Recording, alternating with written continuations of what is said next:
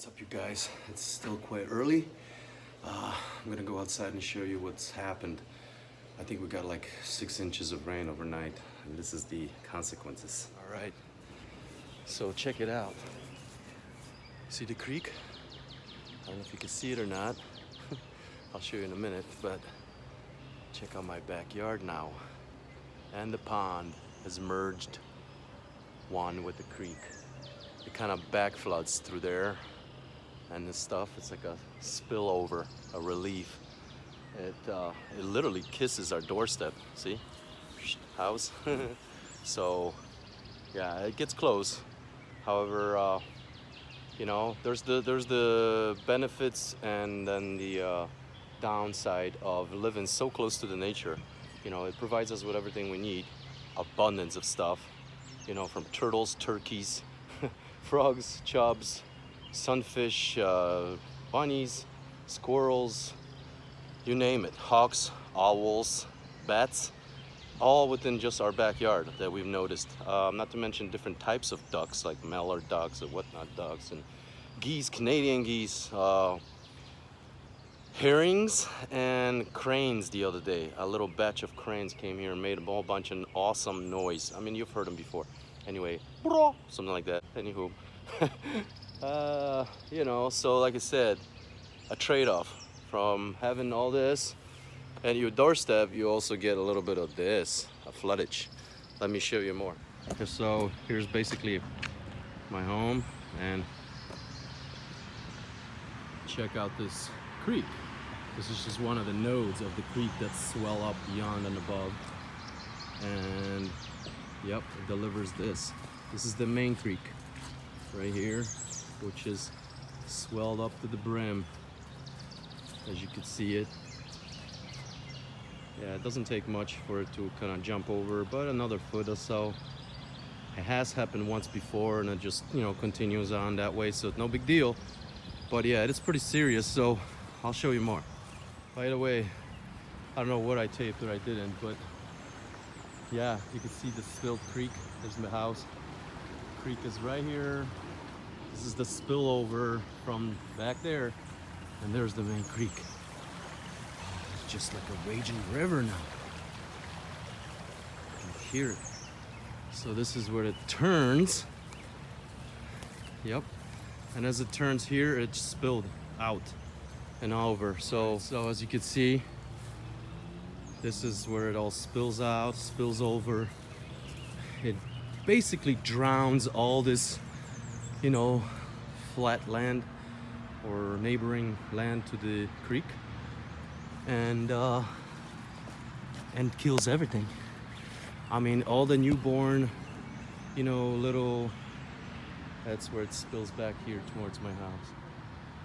Anyway, so basically, yeah, all this floods, fills with water. All the little bunnies and critters that are hidden in the grasses, if they don't make it up, they drown. So yeah, the loss of life is substantial, I suppose, but other creatures benefit from that by, you know, getting some free meals and whatnot. It kind of helps to control the population of things as well.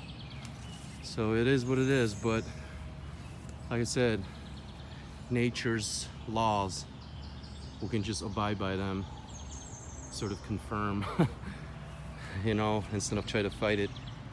So that's what's up. That's my my little habitat, my fish tank right here.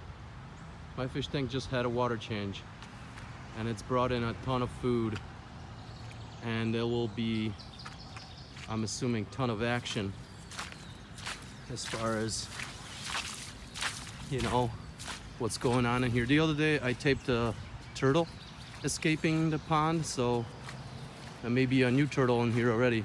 We had one that was immense. It was probably like 2 feet across, 50 years old. All right, you guys, pay attention to your fish tanks, the small ones and the big ones, and the ones we all share, our community fish tank. All right, till next time.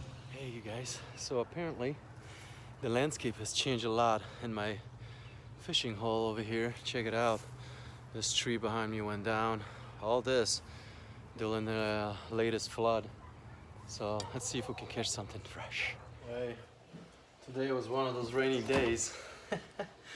So I didn't catch nothing, but I got a stash of smelts in here, and somewhere in here I have, oh yeah, oh, bigger, it's a big one. Yep, always stash one for rainy days, so catch extra and freeze them. Guys, quick piranha feeding. I got a couple of raw shrimp, you know. One of them is heads, guts, and all, shells, shrimps, everything. The other one, I took the shell off because the little piranhas don't have the teeth for it yet. There's my cat food too, all raw and uninhibited. So yeah, it's time to feed the bad boys. Oh, I also forgot his gas. That always so much fun. Try to get the rooster to get his share. Oh, he got it. Now the rest. Here you go, ladies. Red's got it. Come on. Right here, buddy. He's chasing him now. Everybody got a piece. All set. Now it's time for these guys. Raw and uninhibited shrimp. Guts and all. I just took the shell off. I drop it this way so it's less noise. Leave it as it is. Well, I'll discover it quickly. Guppies usually lead them to it, or the barbs. The barbarians, as I call them. So there it is. Let's see. Let's see. I forgot the tripod, so hang on 1 second. There it is. You can see most of it, right? Shrimpsky's still there. Maybe kill that light, maybe less glare.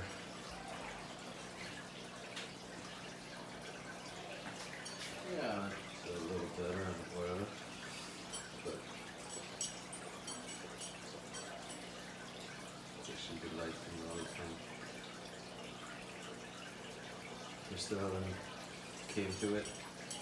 They're all lined up next to each other. Yeah, they're slowly will smell it. That's what they do. They'll smell it, they do the dance around the tank. They dart out. Yep, the barbarians have found it.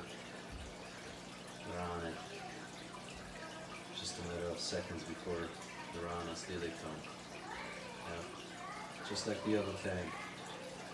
Relying on other species of fish to gain confidence. Or, you know, diffusion of anxiety and whatnot. So yeah, shrimp on the menu tonight. Raw and uninhibited. Uncooked. Guts, heads and all. We're gonna beef these guys up a little bit. So we still haven't touched worms, which is weird. Because they've never been fed worms. I've heard you fed on pinkies, just like tiny little baby mice. I don't know if live frozen or whatever, but that's what he said. So I'll try that out next time. So yeah, they got their lunch on. These guys are getting their lunch on. Alright, and now it's time for the grown-ups.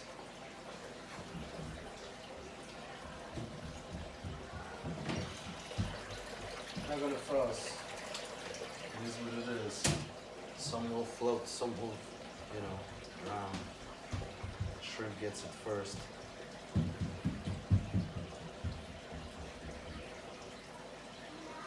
Oh, the smelt disappeared as well. Couple of floaters, that's always interesting to see. Okay, ladies and gents, we got it in. I got it all siliconed in.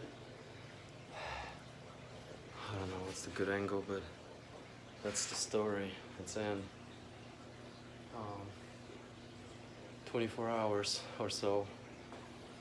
I'm actually debating whether I should wait longer, because I think that's what happened last time. I didn't wait long enough and it rose up. I'll wait 2 days. I'll fill this guy up on Monday then. Today it's Friday evening.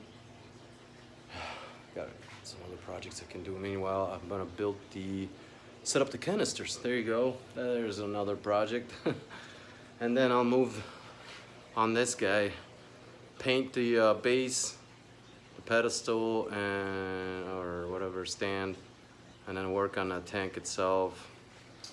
It needs a lot of work, and I hate the light that it came with. It is just growing algae like crazy, whatever. So is the substrate. So substrate is junk. I think that's what's making the water very milky. So we'll got a lot of work ahead. Stay tuned, guys. I can't wait to show you this finished project. It'll look like this more or less. So yeah.